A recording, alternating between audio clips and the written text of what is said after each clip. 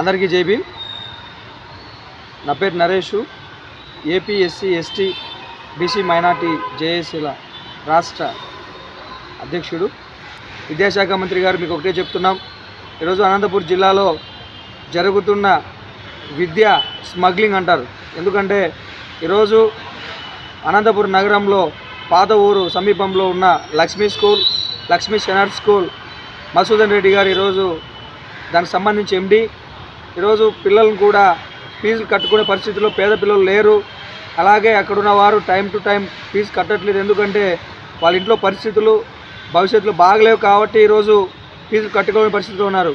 అదే ధోరణిలో ఈరోజు లక్ష్మీ సెనార్ స్కూల్లో మధుసూదన్ రెడ్డి గారు పిల్లల్ని 52 మంది పిల్లల్ని బయట నిలబెట్టి దాదాపు అర్ధగంట సేపు బయట నిలబెట్టి మోగాల దండను వేయించి ఈరోజు పబ్లిసిటీ అవుతున్నాడు. ఎందుకంటే కీచక ఎండిగా ప్రవర్తిస్తున్నాడు.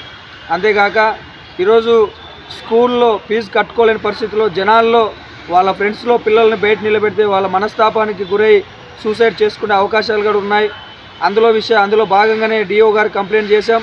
డిఓ గారు కూడా నిమ్మకు నీరెత్తినట్లున్నారు. ఎందుకంటే లక్ష్మీ సెనార్ స్కూల్ ఎండి మసూదన్ రెడ్డి గారు డిఓ గారికి ఏమన్నా లాంఛనాలు ఇస్తున్నారు మనకైతే అర్థం కావట్లేదు. ఈరోజు వెంటనే ఫీజులు అనంతపురం జిల్లాలో ప్రతి ఒక్క గ్లోబల్ స్కూల్, అలాగే ఇక్కడ ఉన్న లక్ష్మీ సెనార్ స్కూల్, అలాగే హైదరాబాద్ పబ్లిక్ స్కూల్, ఈ స్కూల్లో పెద్ద ఎత్తున దందాలు నడుస్తున్నాయి. అలాగే విద్యకు సంబంధించి విద్య అయితే అసలు పట్టునట్లుగా global high school, global international school, Hyderabad public school, Lakshmi సెనార్ స్కూల్, లక్ష్మీ స్కూల్ ఈ అనంతపూర్లో పెద్ద ఎత్తున దందాలు నడుపుతున్నాయి. ఈ వెంటనే మసూదన్ రెడ్డి గారు మీరు ఎంత పంపిస్తున్నారో అలాగే అనంతపురం జిల్లాలో ప్రతి ఒక్క ఆఫీసర్ కూడా మీరు లంచనాలు ఇస్తున్నారా?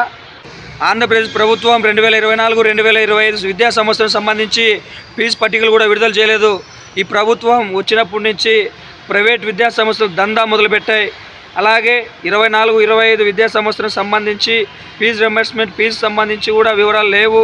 మీరు ఎలాగ వసూలు చేస్తారా? ఇక్కడ ఉన్న డిఓ సపోర్ట్తో వసూలు చేస్తున్నారా, లేకపోతే ఇట్లా ఫీజులు కట్టకుండా కానీ ఎగ్జామ్ రాయించవచ్చు అని చెప్పేసి గతంలో కూడా చెప్పారు. హైకోర్టు కూడా ఆర్డర్ ఇచ్చింది. హైకోర్టు ఆర్డర్ను కూడా మితిమీరిపోతున్న అనంతపురం జిల్లాలో విద్యా సంస్థలు ఒకసారి ఆలోచించుకోండి. ఫీజులు కట్టించద్దు. దయచేసి పిల్లలు బంగారు భవిష్యత్తుని నాశనం చేయడానికి చూస్తే మేము ఊరుకుండేది లేదు.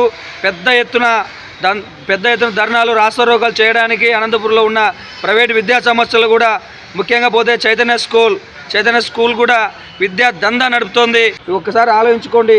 డిఓ గారు మీరేందో తీసుకున్నారు వెంటనే మీరు చెప్పాలా, లేదంటే పెద్ద ఎత్తున డిఓ ఆఫీస్ క్యాంపస్ కూడా ముట్టడించడానికి AP SC ST BC minority JAC వెనకాడదు.